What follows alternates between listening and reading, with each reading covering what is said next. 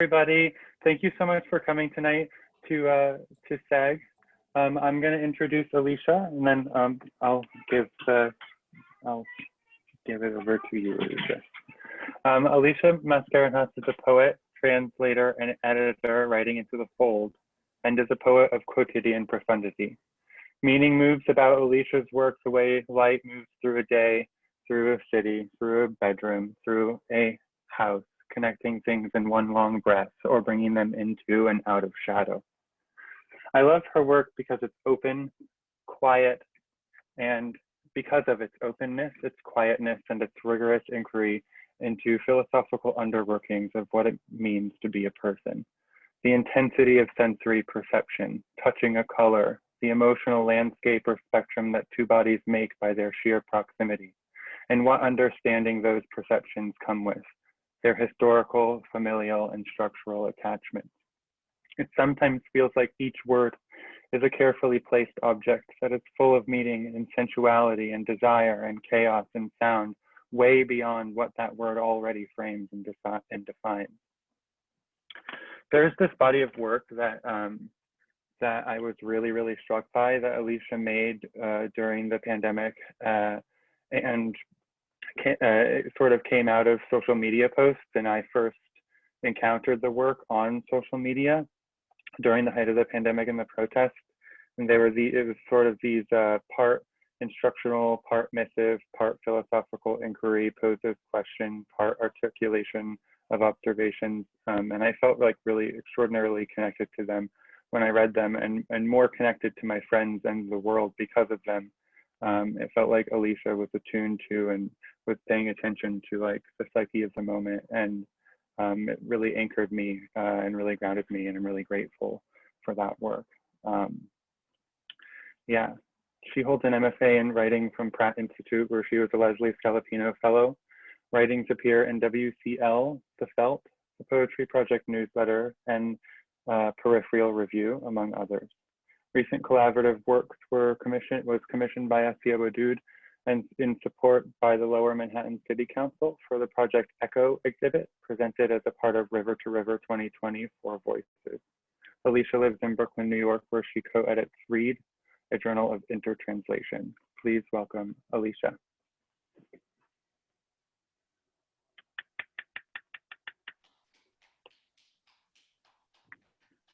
Oh. Thank you, Ven. Yeah, I'm just taking that in. I'm very happy to be here tonight. I think knowing that this reading was happening for so long while this pandemic has been underway allowed for a lot of time to like really adapt to what it means to share poetry in this medium. And even though there is a lot of loss that implies, there's also, I'm feeling like a lot of joy at the possibility of being able to be with so many of you who are not in the same place. It's a very rare thing. So thank you, Van and Lonely and James and everyone at Artist Space for putting this series together. I've always felt a strong affinity for the Segue Reading Series and its tradition, and I'm just really grateful to be part of that continuity. So I'm going to read from a few different works this evening, and then Trisha is going to read after me. But before beginning the reading, I just, so some of you who know me know that I was a yoga teacher for a long time, and I still have this like yoga teacher mindset when I enter spaces sometimes, where I want to just like take a minute to arrive into the space where we are, even though we're in a virtual space. So if you're willing, if you want to start your arrival here by just like letting your eyes recede a bit from the screen.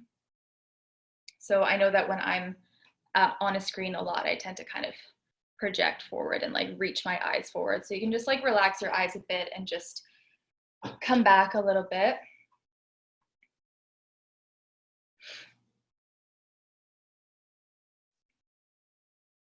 And then just feel wherever your body's contacting the floor or whatever is supporting your body.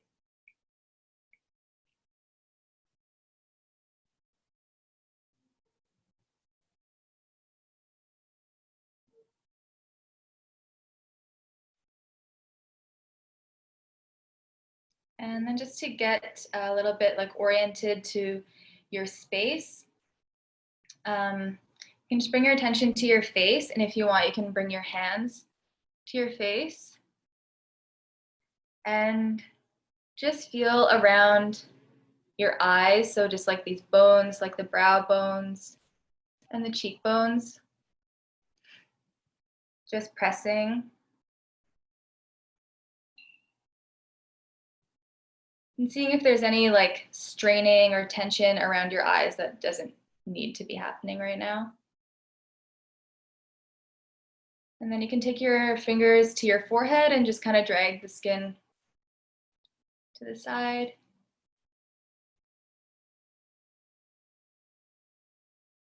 And then bring that all the way down along either side of your jaw. A lot of us kind of hold a lot that we don't need in our jaw. So.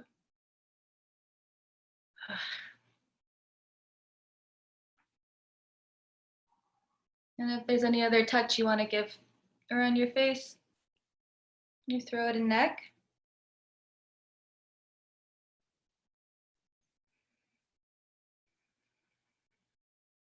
And then just look around your space.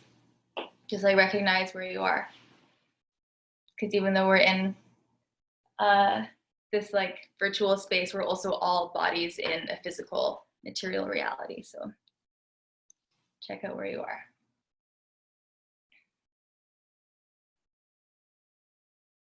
Okay. You good? So I would like to read from a few things. The first is some very recent, very fragmented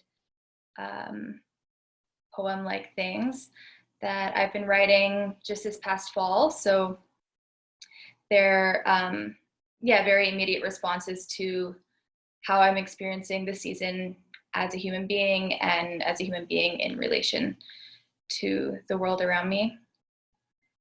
And it's still very much in process. And I want to say that as I have been and continue to write this, I have been reading, and as I've been reading, those works have found their way into this work. So I'll maybe write them in the chat later, but what I've been reading is this book, which is Being Human is an Occult Practice by Magdalena Zarowski, and Discipline by Don Lundy Martin, which Ven told me about like a year or two ago, and I finally am reading, and The Blue Clerk by Dion Brand. So those are my companions. I'll begin.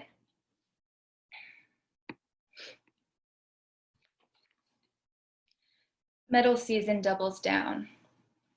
Regard the shadow. Blue fingerprint. Blue iron. Willful blue. Neglected blue. Blue in line. Blue departure. A wall of blue. Blue on the mind. Blue on the counter. Blue tremor. Failed blue. The blue terrace in the garden, great leaves folding in toward the furniture, wash of pink, the arc of yellow. I want to open like the hands, the petals of those flowers, sweet as a fern, to hang heavy as the drapes, to sway and sway. A blue wall and a sunlit doorway. Desire draws inward at the chest without object or witness. With the lights out, two angels face one another at odds on a silk scarf spread across the bed. Their curls dampen the pillow as they turn their mouth away, their eyes a double retreat. Attention comes into focus with the right distance. That supreme violence of love that invades being disrupts the spirit, its precious coherence. We let one another in too deep and now approach the delicate art of disentanglement, a shared labor. There's some kind of machine outside. I don't know if you can hear it. Can you close the window?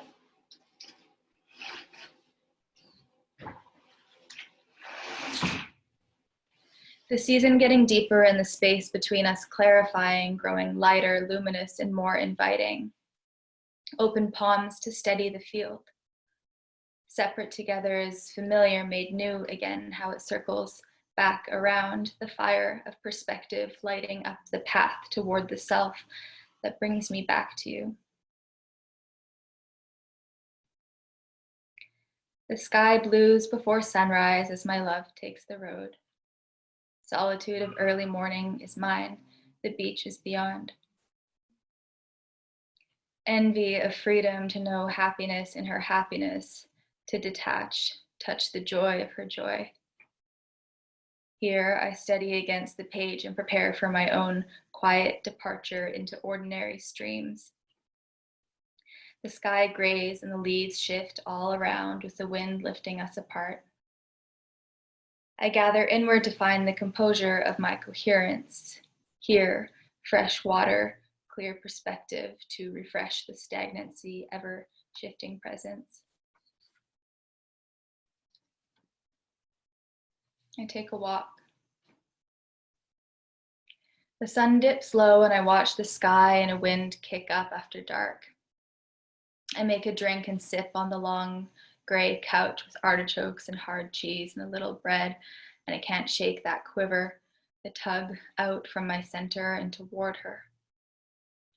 That waning regret choosing not to hop on the night train to the beach.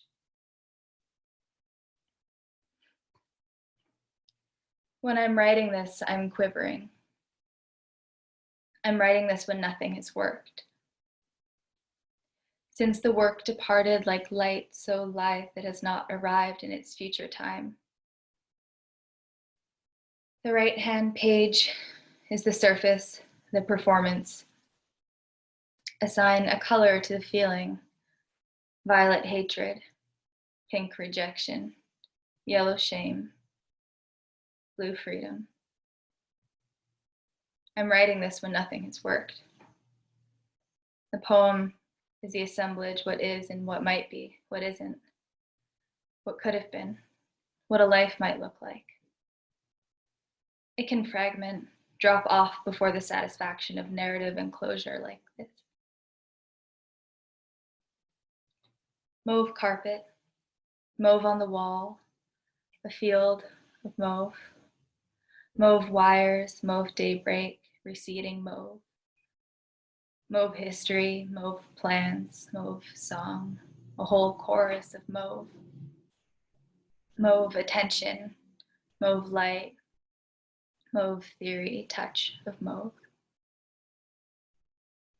In the space beyond knowing, beyond the knot of immediate relation, the days tick past in the cold pool of this body. How distorted a mind repressed and beaming, unfulfilled pulse beneath the surface to speak with such restraint or not at all. It's not patience, but a wearing down. A desire to be relieved and to pour into, let me go, pin me to the floor, the morning light on the wall, so mute and wise, so stiff. Last night's abyss circling the roof. The moon and Mars winking above, and I'm at the desk, mixing shades of blue, muting grays. In the affirmation of the breakdown, to discern the origin of the pain, the wound, the search for source. Center is a gravitational orientation to drop into, to release from.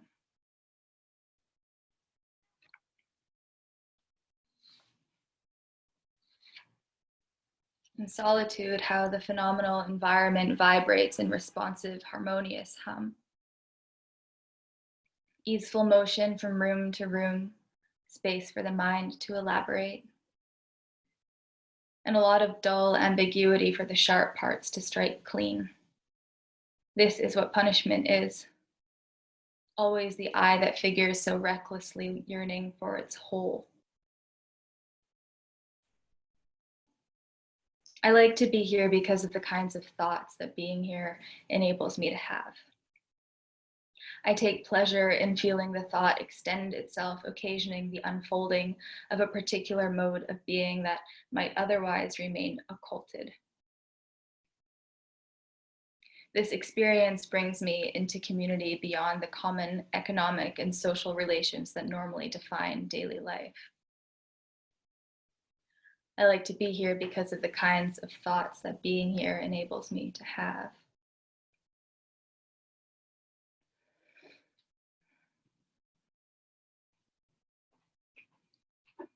So that is where that has stopped so far.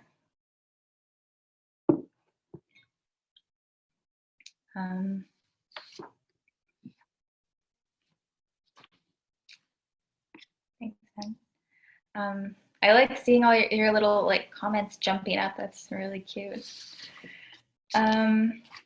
So this piece I wrote kind of circumstantially by an invitation that Rachel Levitsky gave for this walking project she's been doing, where she invites a group of people to take a walk at some point during the day with a prompt, and then the people meet up later and talk about their writing and what they, I'm not really sure because I haven't actually attended the meeting part.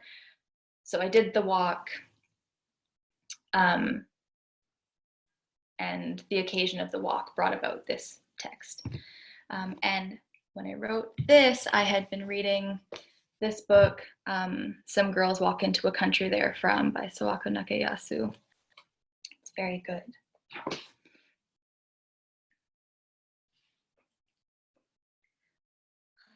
Okay.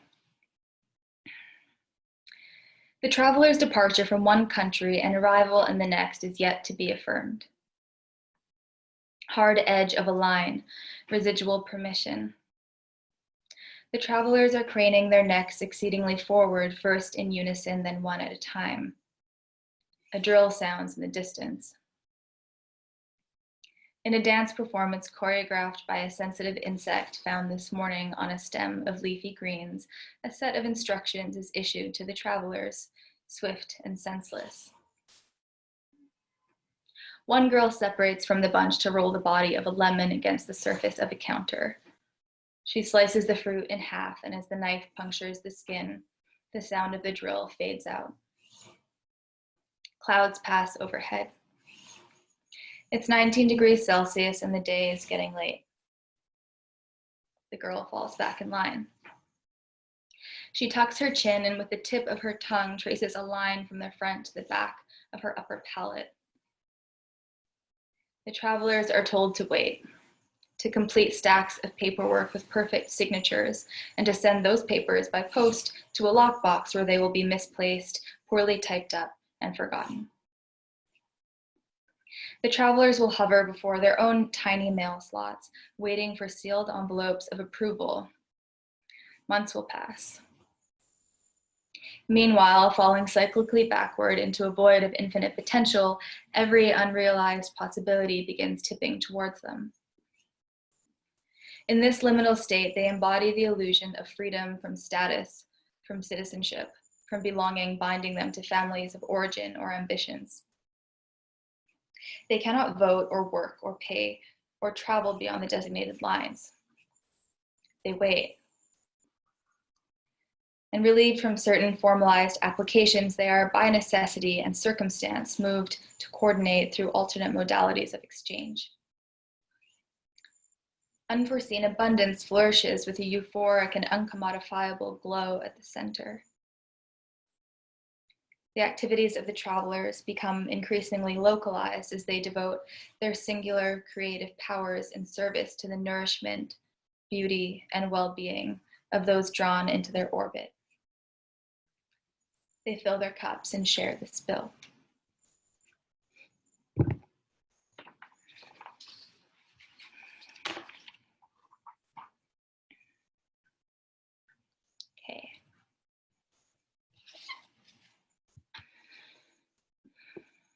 I'm amazed at how much I'm able to like read things without actually breathing. So I'll like read, and then I'm like, okay, now I'm back to breathing again. So I'm gonna take a breath. I guess that's not physiologically possible. Okay, the last piece, collection of things that, thanks James, yes, keep breathing. This is the collection, the sequence series that Ben was talking about that I began writing really early on in the pandemic. And I hadn't been writing for quite a long time before that, or my writing was like just very dispersed and incoherent. And there was something about the intensity and just like the fear and the kind of franticness and urgency of the kind of first couple of months of the pandemic that really just shifted something. And my partner Cub, who's over in the corner there among the plants, what there, see that little head? Cub was making videos in the beginning of the pandemic every day, these like really slow videos of just like observations of what she was seeing around, mostly around our apartment. And after a while of making those videos every day and I was watching them, I started writing in response to them, and this kind of like just circumstantial collaboration started happening. And so at the end of each day, I would review the footage, take a still, and then gather whatever, not writing that I'd been doing in the day, and kind of make something out of it. So for this evening, I took a selection of those writings and then I put them on these flashcards, and I'm just gonna shuffle them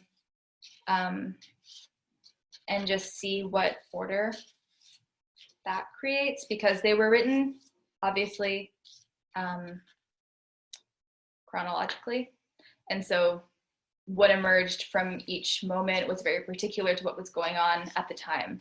So like early on in the pandemic, a lot of what I was hearing was like sirens, for example, because a lot of people were sick and dying.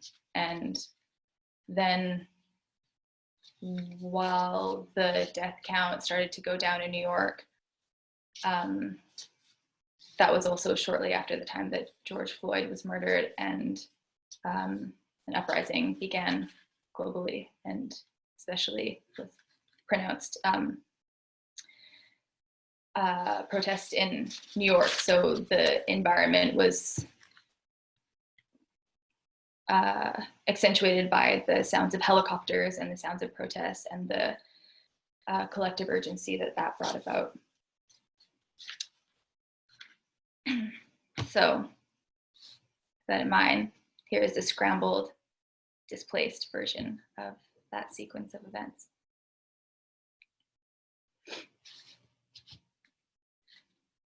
No temple in the wild, no saviors, no refuge but in a commons beyond and beneath, before and before. Cradle the point where the anger intensifies and give it permission. Enable the pain of the present to inflame and animate. No prescription for repair, no promises to deliver, no prevention of cyclical rupture. A glitch is a tear in the order, is always already. When do you betray your own integrity for fear of being left behind?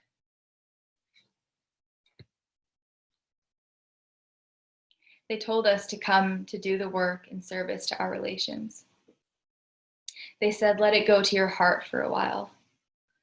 Ring the bell for those whose lives made yours possible.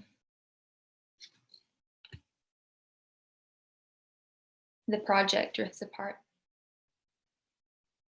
What's happening in the quiet parts? Clear. Situate yourself in the bounds of duty obedient to a relaxed diligence. Know your significance and your purpose. Be ready. Noise. The indiscriminate edges of sound. Volatile concern. What's the contingent threat between the moods? What makes you fixate? Lash the temper. Hold to the structure for safety.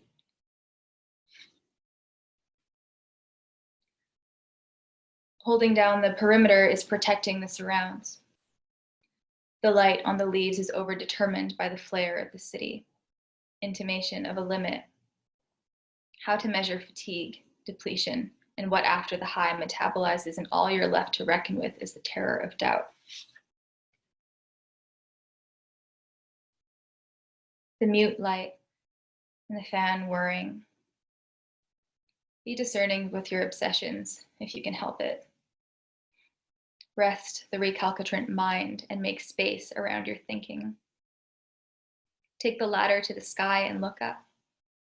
If you're not in awe, you're sleeping.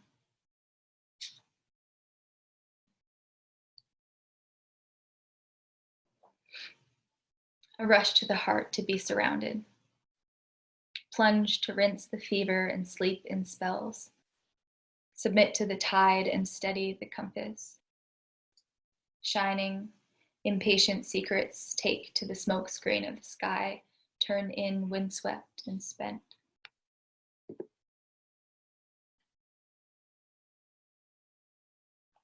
Crystal is my mom, if anyone's wondering why she's talking so much. In the feedback loop, find pause between sensation and articulation. Thrum and sigh, supple as an iris, steady as a sunflower. After dark, attune your antenna to the piano. This condition is a cruel and unusual score.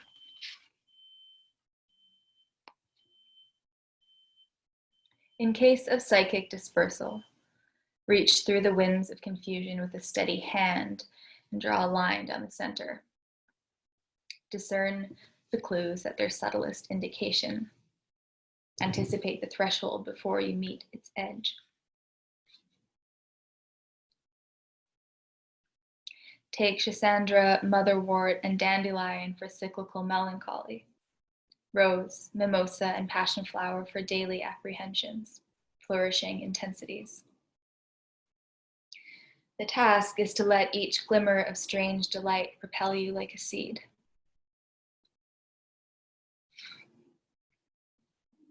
How the body surfaces from exhaustion.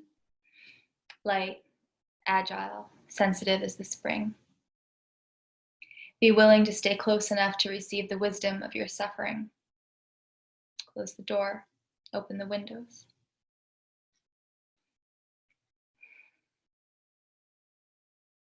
Pull back to before. It's been difficult. Feel the tide of individual failures that did not begin with you. Inherited mistrust will act through you as a survival wisdom.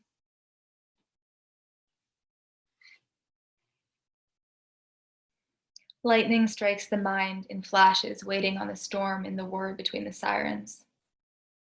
Tennis in the empty court, combing a bee from her hair. Tell me what you know about power. Is it infectious? Is it blind? Does it choose you? Then evacuate the shock. Turn to alternations of light and dark, heat and cold, sound and silence. Attune your internal rhythms accordingly. Linger in sweetness and tap the pulse of your rage, its disruption.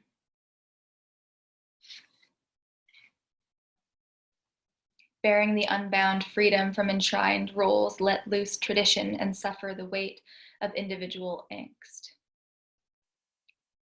The tense, intelligent, and troubled face. Have you betrayed your divine purpose in service to the economy?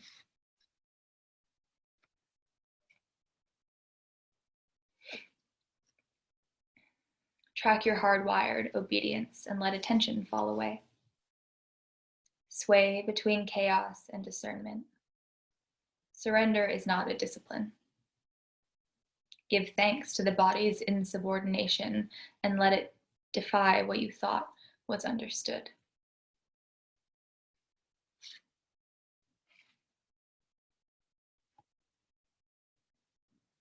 Then the miniature temporality of rupture, the soft exhilaration that follows. The flower bed is abundance in evidence, yet never enough.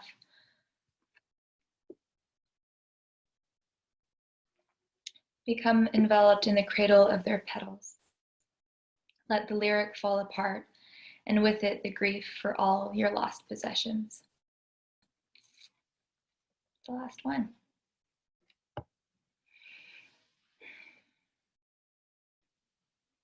Thank you for being here and listening and making your presence known. Thanks, Lonely. We're going to take a brief break, during which time I hope the audience would consider making a donation. All proceeds go to the readers. The information is about to be on your screen, and we'll be back in about 6 minutes to hear from Trisha Low. Okay, welcome back to the Segue Reading Series, Part 2. It's my pleasure to introduce Trisha Low. With a BA from UPenn and an MA from NYU, Trisha Low has been at home in the East Coast experimental poetry scene her entire writing life, and she's often associated with the forerunners of the conceptual poetry movement, although in some ways that mode of anti-creative text generation has run into conflict in recent years. And despite her bona fides and the ways her work resonates with the most exciting and relevant aspects of that practice, I'd argue that Low was never exactly a conceptual poet. In the estimation of Felix Bernstein, she's always been post-conceptual. This is covered in Bernstein's Notes on Post-Conceptual Poetry, for which Low wrote the introduction. There is an aversion to sterility evident in her debut book, The Complete Purge, which demonstrates the structural rigor of conceptualism and its use of textuality while expressing subject matter far more messy, personal, and, in her words, delicately shattering than most of her erstwhile professors would ever dare. Low's work is defined by a buzzy hybridity, incorporating a hyper-confessional sense of fluorescent disclosure and a performance artist's feel for showmanship. At her readings, I have seen her puke stage blood and huff poppers, extending the drama of the text off the page through exhibition. The Complete Purge opens with a long series of what could amount to suicide notes in the form of an adolescent's continuously updated last will and testament, which includes diaristic ruminations, bequeathments of books and CDs to school friends, and perennial agonizing letters of goodbye to mom and dad. She follows that up with two girls on the internet co-writing erotic gay indie band fan fiction, while in the margins they tease out the trauma of a sexual assault one endured. It's as cunning and edgy as anything out of Dennis Cooper, while also operating as a formalist exercise and being a heartfelt and heartbreaking character study. She left the, quote, bluntly wasteful affect, unquote, of the East Coast behind in a cross-country move to the Bay Area, and has since published the long essay Socialist Realism, which won the 2019 Believer Book Award in Nonfiction and the 2020 Lambda Literary Award in Bisexual Nonfiction. She jokes that relocating to California has made her soft, and the dominant mode of expression in her new home is akin to socialist realism, at worst a form of propaganda that almost violently reassures the audience that their politics are functional. Yet her self-aware criticality is twinned with an earnest sense of assertive positivity, and there's a lot in her new book that's affirmational, which I only recently learned isn't actually a word. Socialist realism is a work of interrogation, therefore of discovery, asking questions like, what is home? And what kind of life do I want to live with others? She parses her own experience as the queer daughter of a wealthy Singaporean family who was educated in Britain before moving to the United States, then from one coast to another. She thinks deeply about the societies in which she lives and the impressively various art that she consumes. She seems to question everything, often landing on seemingly heterodox positions like, quote, coming out is a process that makes you legible and classifiable to the state, end quote, or, quote, identity, we worship at its shrine even as it keeps us docile, all the while declaring itself infallible because of its authenticity, end quote. But don't call her brave for writing frankly about touchy subjects. The truth doesn't have to be vulnerable. The truth is what happened. The title Socialist Realism belies Low's postmodern distrust of mimesis. But once you dig into her take on the world, she might convince you that realism's defining quality is, quote, that it's faking, end quote. You've heard of Jack the Modernist and Rob the Plagiarist. Now here's Low the Realist. Please welcome back to Segue, the amazing Trisha Low. Hi, thank you so much, Lonely, for that incredibly generous introduction that was also partially time travel. It feels really good to be back at Segue. I've always really appreciated that the space that James and the curators have created for the substantial presentation of work. I was hoping to bring new work to this space tonight. Unfortunately, it's not quite there yet, and I don't use readings to self-harm anymore. So I'm gonna read a little bit of old work. But I will say that I found myself experiencing a lot of nostalgia about having hosted Segue with Kegan Sparks and Holly Mulgard when I was thinking about this reading.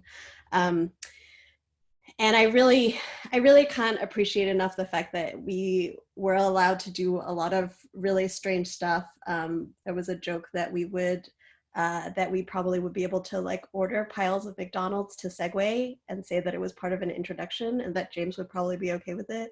And so thank you for that space of experimentation over the years. I'm just gonna read from the end of Socialist Realism because I never usually have enough time to do that. So here we go.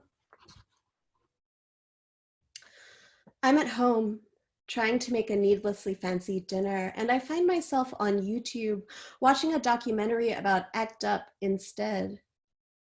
Titled United in Anger, it feels uncommonly intimate, a window into the heart of a movement that cannot be divorced from its time, context, or tragedy.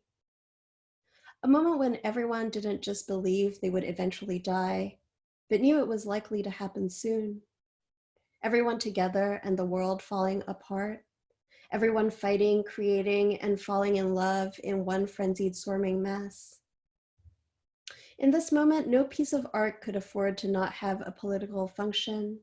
Every direct action couldn't help but be imbued with the ingenuity of any work of art. The end of the world as they knew it. The end of a world they were ultimately unable to outlive. As fucked up as it might be, it's still hard to deny that this moment, exquisitely singular and devastating, is sexy. The most striking part of United in Anger comes later in the movement, when ACT UP extends the reach of their activism beyond young artistic communities to those who most need resources, for women of color, the homeless, the differently abled. It's a crucial moment wherein activists become aware of the privilege that sits at the root of their anger. As Ron Goldberg notes in the documentary, there is nothing that makes people angrier than denying them what they have always assumed they are entitled to, what they have always felt they deserved: life, the possibility of success, the fantasy of being able to shape one's life to make it better. When this entitlement is taken away, For the young and AIDS-stricken, the utopia that they once glimpsed but then became so jarringly truncated was reason enough to fight those who would take it from them, the FDA, the government, the church, to the death. But ACT UP learned that those who were most impacted by the AIDS crisis not only died faster, but were rarely diagnosed. Perhaps it's unsurprising that these people were significantly less angry than the activists themselves were, that they were less stirred to protest. The fact is, they simply didn't expect any better. They were dying, so what? They had already been dying. In any case, the end of the original iteration of ACT UP was no surprise. They didn't become superheroes. They couldn't save everyone they loved. ACT UP changed more than a few policies, but it fractured in the 90s like most movements do, in a tangle of bad feeling, lack of unity. After that, the world didn't end. It simply went on. It continued, as the world is wont to do. The world plodding sulkily into today, but we still find ourselves stymied without solutions that address every problem or see every angle. The world we're stuck with, a fucked up Rubik's Cube we compulsively sigh about and call late capitalism. But this world, it wasn't that different back then from how it is now.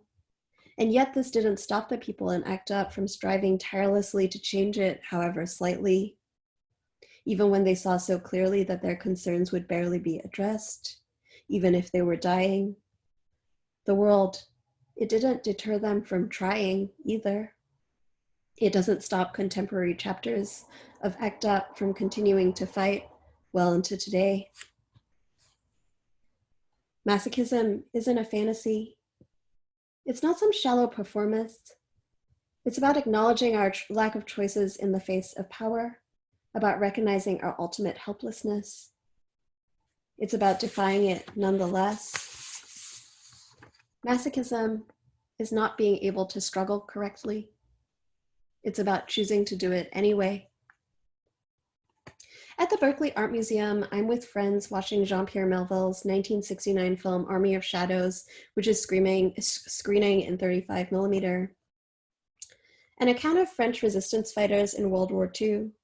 The film is far from a glamorized depiction of espionage. Rather, it's a desolate account of ordinary citizens willing to subject themselves to gut-wrenching difficulties for the sake of resisting the German occupation of France. From sabotage to surveillance to small-scale guerrilla raids, the film focuses on the activities of a single resistance cell. Through the entire film, however, we never get to see the consequences of their valiant actions. There is no satisfying climax. We do not see the enemy defeated. We do not see children or loved ones saved. And as for the Nazi-free future they're working towards, it never arrives. Those who make up the Army of Shadows are merely soldiers.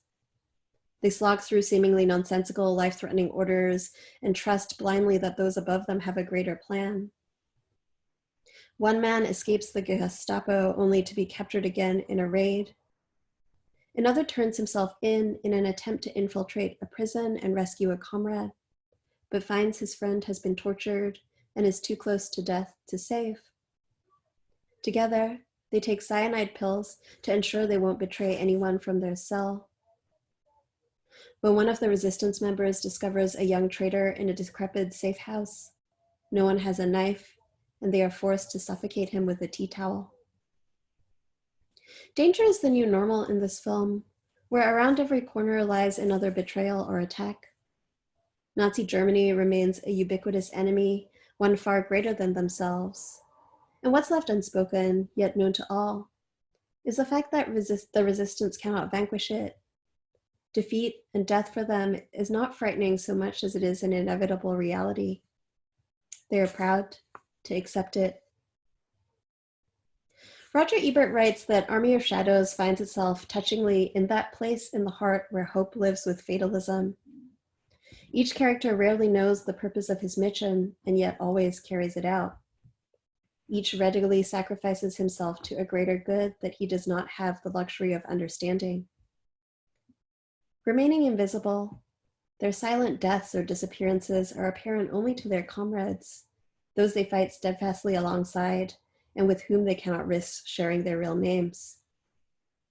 In Army of Shadows, each person is willing to die for a future they know they will not live to see, that they cannot ever know. But so long as what's coming is any future but this one, they will continue to resist. So long as what's coming is different, the sacrifice is worth it. I'm supposed to meet Claire at the protest and she's late, but when she shows up, she's wearing a denim jacket and carrying a large picket sign that reads, "God hates cops," in big black capital letters. It makes me laugh. I can't stop. When we get to the broad middle where everyone's gathered, I don't see the boy I'm dating at the time. He's somewhere on the front line documenting the action. A series of smoke bombs go off in the distance. I'm worried about him. Claire notices. "Which one is he again?" she asks, trying to calm me. Honestly, it's nice of her to make the effort since she has zero facial recognition when it comes to straight white dudes. To Claire, they kind of all look the same. The truth is, right now I can't tell either, and that's part of the point, so I shrug. Someone else will watch out for him. We keep moving. I'm rushing to the protest from the tattoo shop where I've gotten Cass permanently printed in the middle of a fat heart on the back of my ankle as a tribute to my friend. I put on my sneakers, the cling film and ointment wrapped around my leg, sweating, moisture. I get a text and someone sweeps me up in their car. Someone else inside of it offers me nettle tea like a good protest mom and fixes my hair as I pull a sweatshirt on. I refuse the tea and get out when the car stops. Running up a slope, I trip on the crawling ivy, but someone grabs my hand. They're much stronger, so they drag me up, then give me a boost to the road with their hands. I yell my thanks, and when I pop up into the crowd, the streetlights are blinding and beautiful. I see stars. I let myself get swept up in the outrage, even though I know it's futile, even if this sublimity is temporary. In Army of Shadows, there's a tense scene in which a resistance member fights his way out of Gestapo custody. After killing a guard, he makes a break for it and sprints down the street. He's out in the open, there's nowhere to go. He steps into a barber shop trying to look nondescript, but he's panting and sweating. He'd like to get his mustache removed. He tries to slow his movements down, but it's obvious he's on the run. The barber doesn't smile, but gets the job done silently, his questionable customer sitting still in the chair. The razor flashes at his throat. There's a poster of the Marshal of France during the occupation, known Nazi collaborator Philippe Pétain, on the wall of the salon. It's quiet and tense, light shining through the lace screens. Whether it's regular traffic or police, no one can tell. When the resistance member finally gets up to leave, the barber says nothing but hands him an overcoat of another color to aid in his escape. The gesture leaves me stunned. Elaine and I, when we march together, form a good partnership. She's quick and passionate on her feet, and I'm slower, more cautious. We're hand in hand near the lake, moving fast, and she pushes forward to stare a line of cops in the face. I pull her back urgently, worried the dispersal order is imminent. She bursts into tears of rage. When she turns, she finds herself in front of a Black reverend. He doesn't know us, but he hugs her tightly to his chest. Later that night, when the crowd starts to swell, I take a glass bottle to the head and get the breath knocked out of me. The world turns red. I feel my eyes widen, but can only see a blur. I double over instinctively, panting and clutching my stomach. I hear everyone else in the protests raging around me in a cloud of humidity and noise. I don't know the person who threw the bottle, but they're next to me suddenly, clutching my shoulder so hard it's painful. They hold me up. "You're okay," they say. Then, "You okay?" they repeat, uncertainly. "I'm sorry." I nod wordlessly. They don't leave. They stay with me until I catch my breath, their body tough and rigid against mine. I trust them. When I finally get to my feet, when my vision returns, they tap me twice on the shoulder, lightly and reassuringly, before they disappear. In the book of critical essays, All Art is Propaganda, George Orwell writes, The real objective of socialism is not happiness. The real objective of socialism is human brotherhood. This is widely felt to be the case, though it is not usually said or not said loudly enough. Men use up their lives in heartbreaking political struggles or get themselves killed in civil wars or tortured in the secret prisons of the Gestapo because they want a world in which human beings love one another instead of swindling and murdering one another. And they want that world as a first step. Where they go from there is not so certain, and the attempt to foresee it in detail merely confuses the issue. I want that world too, but I have to go home. In Singapore, my mother prays in a group sometimes led by a pastor named Rodney. The members of her prayer group share their visions out loud. These visions sometimes come true.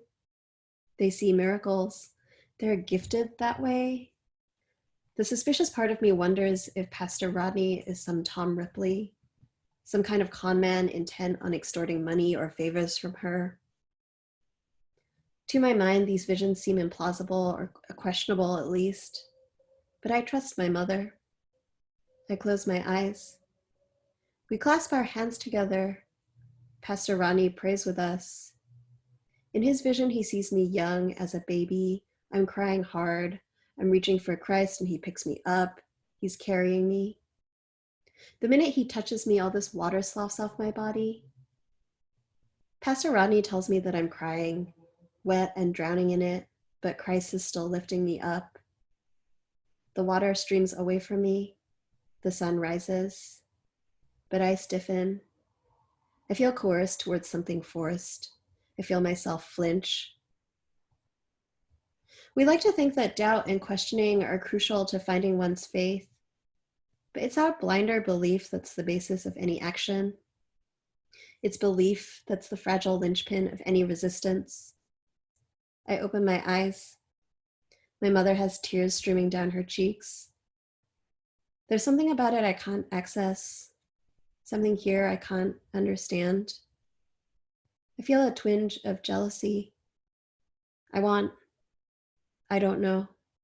In the face of everything, I'm small like a child. I feel weak and powerless. I want something to save me. Will anything? I haven't started crying yet. I fall asleep.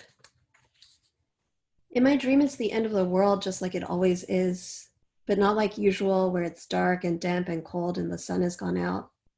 No, it was the opposite. In my dream, it was hot and sandy, a wasteland I could taste right in the core of my teeth. Nothing smelled of anything. Everything was very granular. There was a lot of walking. We walked everywhere. I kept asking about people, but they had all disappeared. Allie and Brandon and Lindsay and Steve. You and I, we weren't lovers, but we were walking together with strangers, a little girl and a big man who was tall and brusque but had kind eyes. You got impatient with me because I kept asking about our friends, and the little girl kept asking you, but what's a friend? She didn't know what it meant. The man snapped. He said she would have to learn the precision of language. He said the world was so broken, it wasn't possible for its words to have meaning anymore. In my dream, there were a lot of rooms. I don't know what the rooms were like because they were so plain they didn't even seem like rooms anymore. You held my hand while I coughed blood and sand out of my lungs. I said I didn't know where all this was coming from. You said it's just what the world is made of now. We had to travel. There were policemen and a giant arc had been drawn in the sand. There was a long stream of people waiting to cross the line. Everyone we were with crossed the line before me. Once you crossed the line, you disappeared, but what you were wearing remained. Little piles of clothing left from where each person had vanished, like my mom had told me would happen during the rapture. When I got to the policeman, he told me there was something wrong with me. He took me away and put me in a small box that was exactly my height and so narrow that I couldn't even lean forward to press against its sides. I stayed there for a long time, but I wasn't sure how long. I stayed there for so long, it felt as though time was a big mess, a block you could cut into, chip away, rest upon. I can't remember how I got out, but I did. I can't remember how I found you, but it was in one of the rooms that didn't feel like a room.